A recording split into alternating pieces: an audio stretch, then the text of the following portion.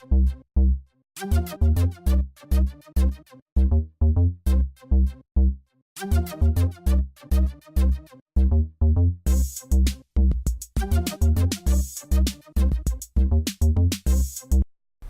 and welcome to TechQuest TV. My name is Kelly Lewis. I'm President and CEO of TechQuest Pennsylvania, and we are starting an exciting series of interviews for our show today.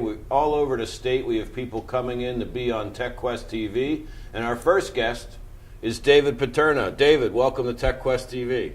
Thank you, Kelly. It's a pleasure to be here and maybe talk with you a little bit about what Sagelife Technologies is doing, and maybe learn a little bit what you're doing. But I'm David Paterno with Sagelife Technologies. We're a company in the telehealth space. We got into that field about 7.5 years ago. And we provide professional services, as well as we have a new application that we've released that we're excited about. And maybe I'll tell you about that a little today. Well, I'm just going to sit back and let you talk. I mean, come on, here we go. We're on TechQuest TV.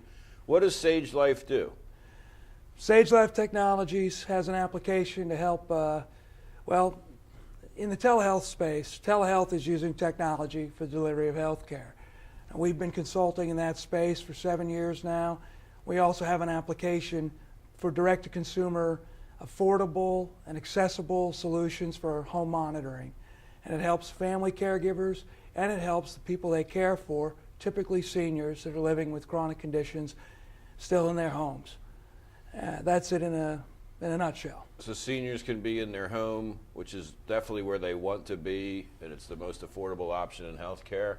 And your technology enables family members to stay in touch with their parents and such? Yeah, it's based on home monitoring solutions that have been around and proven over the last 10 years. But the problem with those home monitoring solutions is they require expensive, dedicated equipment in the homes. And we learned in our business that this equipment was being introduced in a period of intervention, maybe after a heart attack, but it would only be in the homes for 60 days. And after that intervention, the equipment would be removed.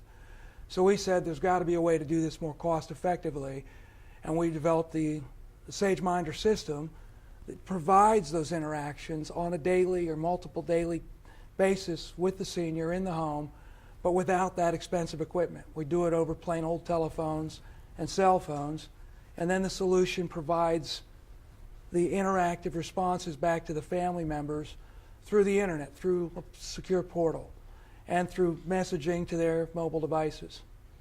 And do people just sign up on the internet type of thing for the application, or do you work through channel partners like Office of Aging and such? Or? We've done some work with the area agencies on aging, but right now we're direct to consumer through the internet at sageminder.com.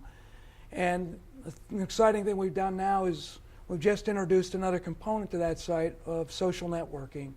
So now we learned that from the caregivers that we target with our application, they need to help each other and learn from each other. There's thousands of new people self-identified as family caregivers every day. So they go to the internet now more and more for information. So we've got a Facebook-like platform that lets them help each other and go to forums and discussions about their specific disease concerns and general wellness, but anonymously. And ask and interact and learn from each other anonymously. And then we've got a family care portal that's there that's private to just their family that does these other services, these scheduling tools and reminder and alert tools through the website. So when we first met, it was really on getting the broadband out to the homes of seniors so they'd be able to use these types of applications, which led us onto a whole journey of working together on broadband projects. It's still a front and center issue, getting broadband out to the homes. Is it better than it was 7 years ago, or still some challenges? It is, but you're right. There's still challenges. The disparity of access to the health information is still, our most rural areas have the least access to specialty care, to doctors, whether that's in the access to professional health care services or just the information of the internet. It's getting better, but it's projects like your broadband aggregation that we've done some work with you on over the past 5 years already that have made that possible. It's made it possible for assisted living facilities in Towanda, Pennsylvania to actually connect with the specialty care and avoid transporting frail elderly folks to a doctor's appointment that might have been able to be possible over a video consult. So yes, it's gotten a lot better, but no, we still have a long road to go on getting the broadband to the communities that need it the most. So it's exciting to see some of the remote surgeries that have taken place between Mount Nittany and Hershey Medical Center, but I see that happening out in all of the Pennsylvania Mountain Health Alliance region, out all the way in the very rural parts of Pennsylvania. And that's just on the cutting edge, and you've been at the forefront of some of those projects. We have, and we found it, well, working with you, working with the other companies involved in that, the technology is always ready, but there's a social lag, and there's also a legislative component to getting the payment model in line with allowing these new ways of delivering health care. But it's growing and it's getting better. What are some of the biggest challenges you think on the Sagelife side on getting you that momentum to really go over the top? Our challenges right now are, it's a new solution. So we have to be careful we're not trying to be a push on a new technology.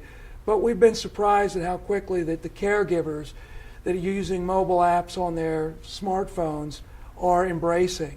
And now it's coming, it's growing slowly. But I think we've turned the corner on that. 5 years ago, we had a real fear of, will people do this? Will people be willing to share their information over a connection with their family members? Now we're past that. So outside of like your normal day job, you've gotten involved with me in some of the most interesting projects to try and change public policy to get broadband out there, affordable broadband, even in cities and such, but also get workforce training out to all over Pennsylvania, because we compete, on a global basis. And you've been so helpful in getting the technology out. What are some of your observations on where we need to go in Pennsylvania? Well, aggregating the demand for the training is extremely important. And the other reason that the training is important is because Pennsylvania can't afford to lose jobs.